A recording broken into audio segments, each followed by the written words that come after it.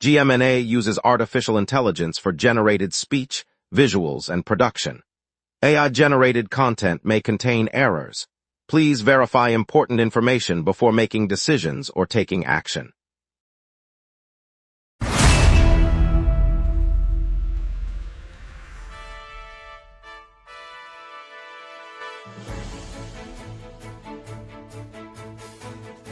Live from the GMNA News Center, this is the Lunch Break News Hour.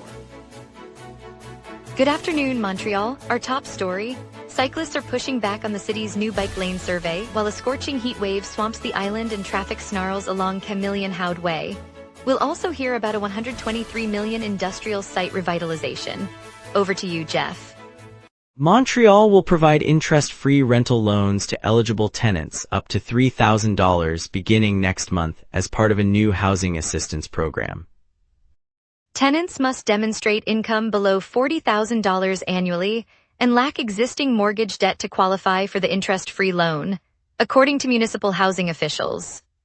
Applications open the first Monday of next month with a target of distributing 500 loans in the pilot phase and decisions communicated within 2 weeks.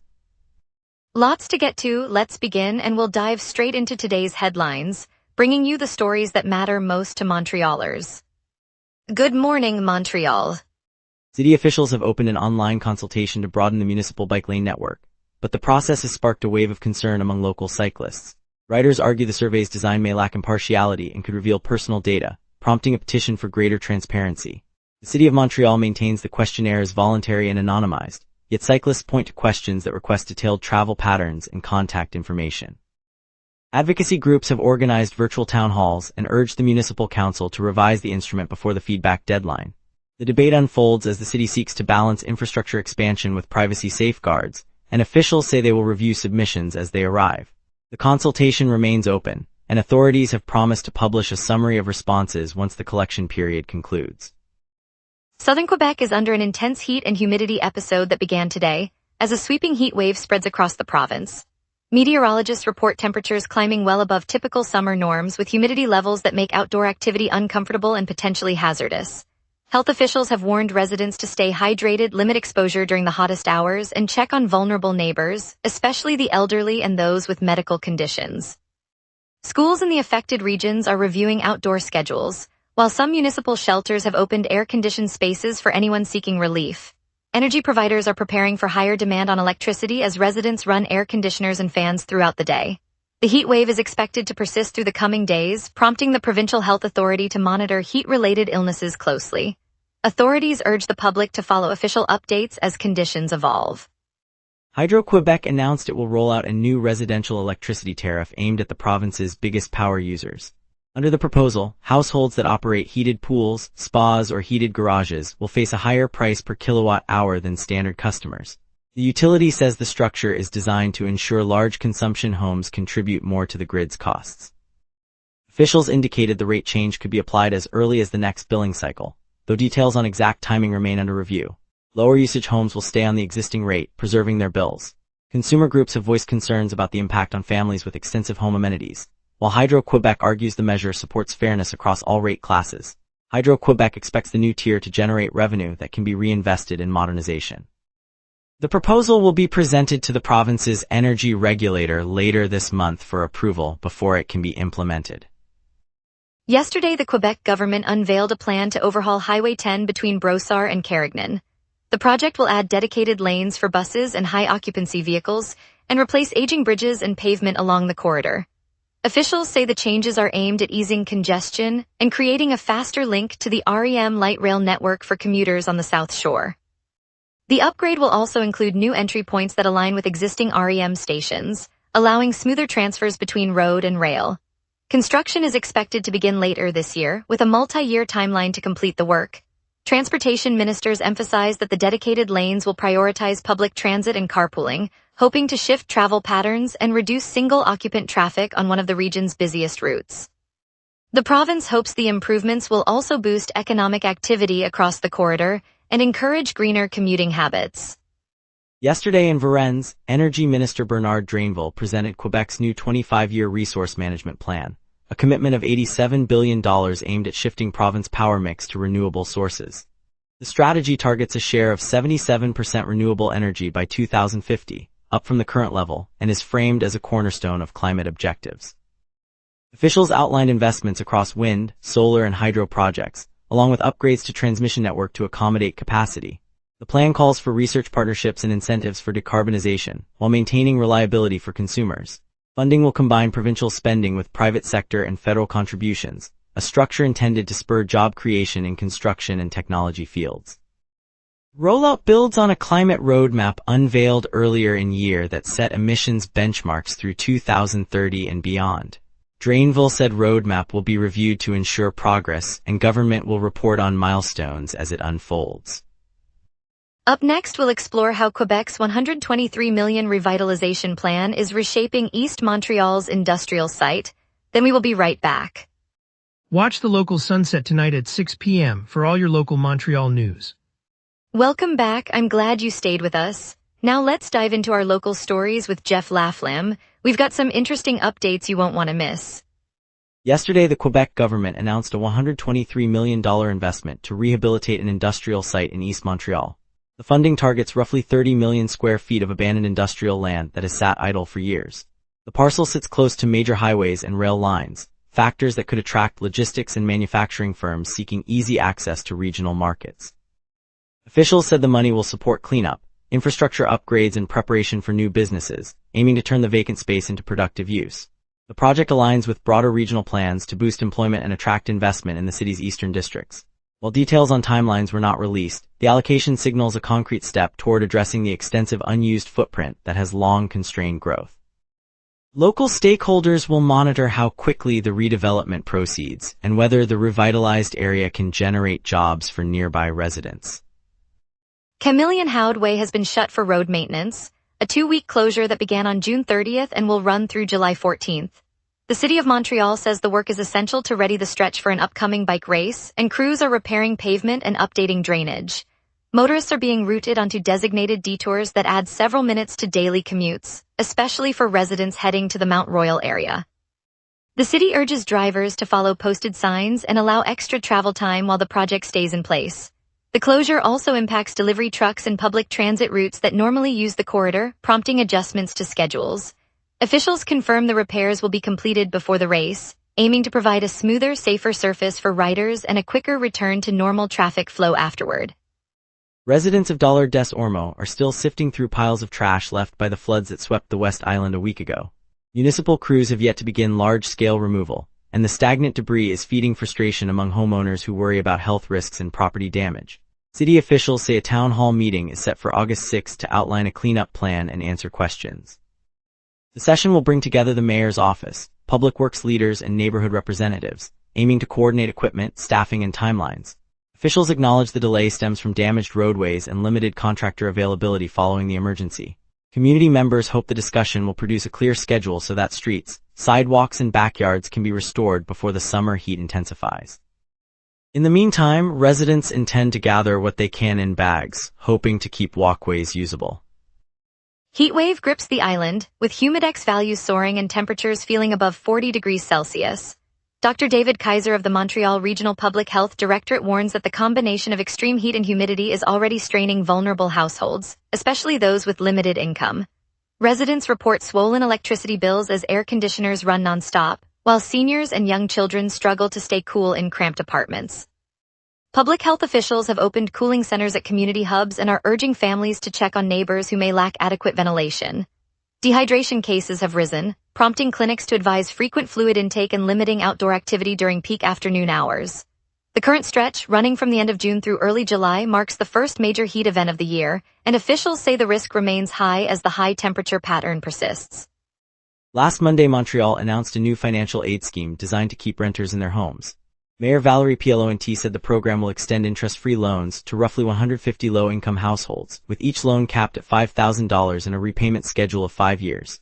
The funds are intended for tenants who are struggling to meet rent, offering a short-term bridge before they can get back on their feet. By providing cash without interest, Montreal hopes to curb evictions and give families a stable place to live. Applications will open soon, and eligible renters can expect the assistance to be disbursed quickly, reducing the immediate pressure of overdue payments. Officials stress that the measure is part of a broader effort to address the housing affordability challenge across the region. Now let's check in with our meteorologist for the afternoon outlook, right here on the lunch break. A western jet streak is dragging warm, humid air over Montreal, setting the stage for a scorching afternoon.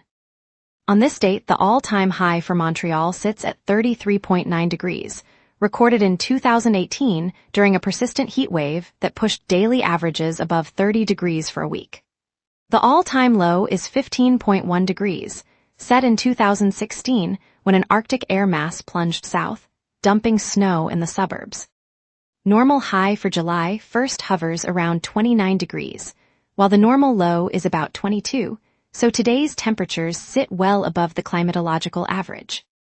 On the radar, the western half of the province lights up with a band of mid-level showers moving eastward. The echo is marching toward the island at roughly 15 kilometers per hour, and the first cells will brush Montreal just after 9 p.m., peaking around that hour before dissipating shortly after 10. The rest of the map stays dry, confirming a clear afternoon as we shift to today's outlook. At noon, Montreal sits at 28 degrees with a mostly cloudy sky and a humid 22-degree dew point. A near-average pressure field is easing lower, allowing the western jet at 95 kilometers per hour to inject warm, moist air aloft. That same jet rides just above the surface, suppressing any thunderstorm development until the evening. Temperatures climb to a high of 33 degrees by mid-afternoon, then dip only slightly to 32 as the sun sets at 8:46. The UV index reads 5. No precipitation is expected, but a severe thunderstorm watch and heat warning remain in effect for the island and surrounding areas, so stay alert to rapid changes. With the atmosphere stabilizing, we now look ahead to the 5-day outlook. Thursday repeats today's heat with a high of 33 degrees and a low of 22, under clear skies and the same west to east jet stream. Friday eases just a notch, 31 degrees high and 23 low, still mainly clear but with a hint of late-day cloud. Saturday introduces a chance of rain, 25% probability, as a weak trough nudges the jet upward, bringing cooler air and a high of 29 degrees with a low of 20. Sunday turns overcast, the trough deepening and pushing temperatures down to a high of 29 and a low of 18. Monday rebounds to a dry, clear pattern, 28 degrees high and 18 low, as high pressure rebuilds over the region. The week's swing between heat and brief cooling underscores the dynamic jet influence, keeping conditions interesting. And that's your weather. Remember, the lunch break is also available as a podcast. Listen anytime on Apple Podcasts or wherever you get your podcasts. Later we'll break down today's traffic snarls, recap the Canadians' Brendan Gallagher trade, and spotlight Linen Chest's 65-year milestone. We will be right back. Watch the local sunset tonight at 6 p.m. for all your local Montreal news. The biggest slowdown right now is on Pont Clement westbound.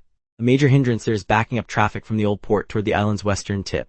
Drivers are seeing delays of 10 to 15 minutes, especially during the morning rush. A second major bottleneck sits on Autoroute 10 between kilometer 43 and Saint-Angel-de-Monoir. That stretch is clogged with a long-standing obstruction, pushing travel times up by about 20 minutes.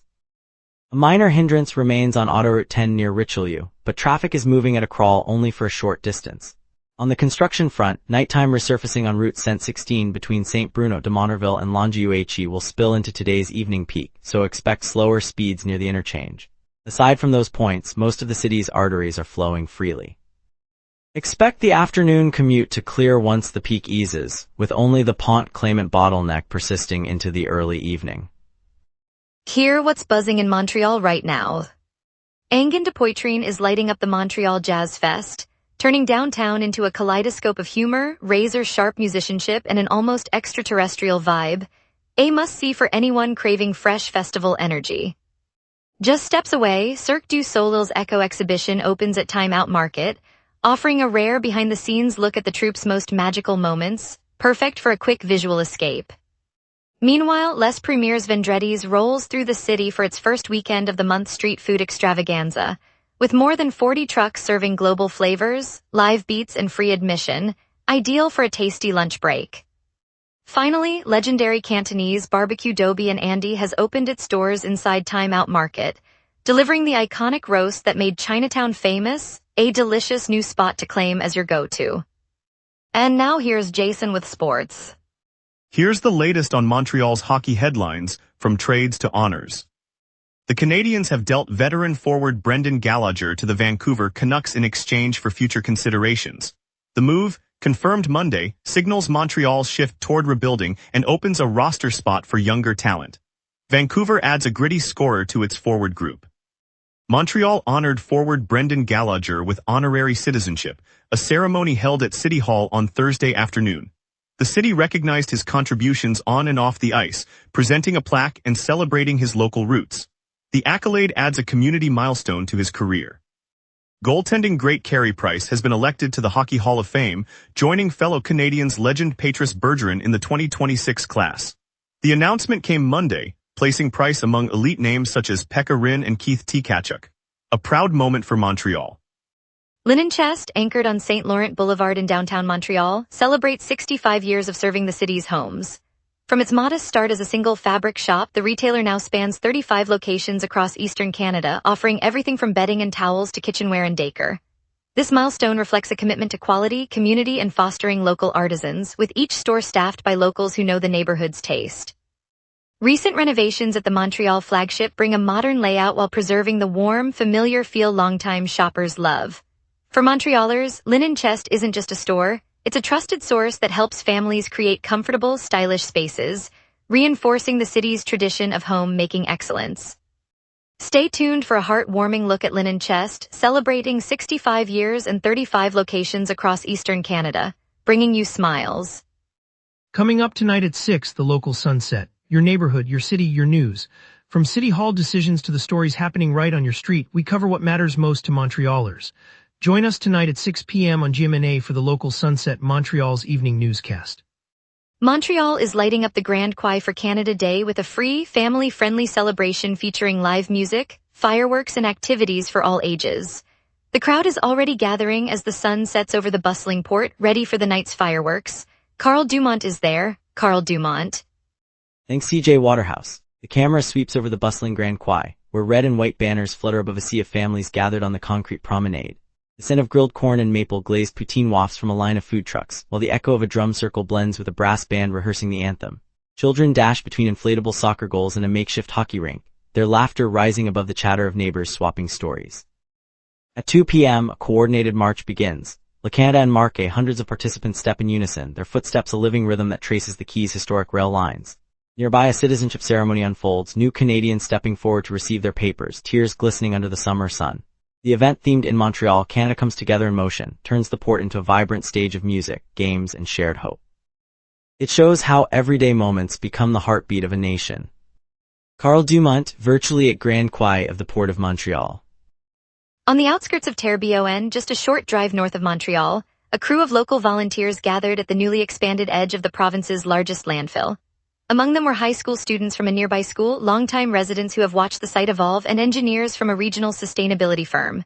As the morning light brushed the freshly capped hill, a line of bright orange barrels was replaced with saplings, their leaves catching the first warm rays. The scent of fresh soil mixed with the distant hum of machinery, and a teacher explained how the added capacity will be paired with a new composting program that will divert thousands of tons of organic waste each year. The moment that lifted everyone's spirits came when the first tree was planted by a 7-year-old who whispered, "Now it's a forest, not a dump." That simple act reminded the crowd that even the biggest challenges can become shared opportunities for renewal. It's a reminder that community care can turn any place into a better one. In the heart of the plateau on a Tuesday morning, DoorDash executives joined volunteers from the St. Laurent Community Center and the Maison des Femmes de Montreal. The two nonprofit groups, which provide shelter, counseling, and food assistance to women and children, welcomed a convoy of delivery bags stacked with fresh produce, pantry staples, and school supplies.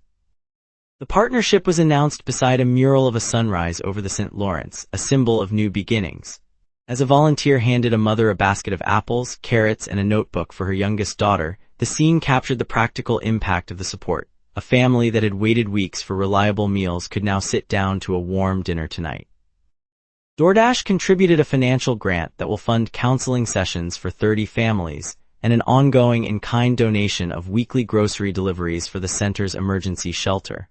The collaboration reflects the company's broader commitment to give back across Quebec, turning a delivery platform into a conduit for community resilience.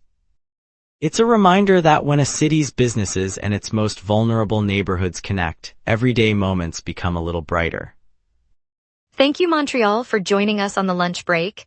Today's highlight was Quebec's bold $87 billion plan to hit 77% renewable energy by 2050, a clear sign of where we're headed. We appreciate your time and look forward to seeing you back tomorrow. CJ Waterhouse.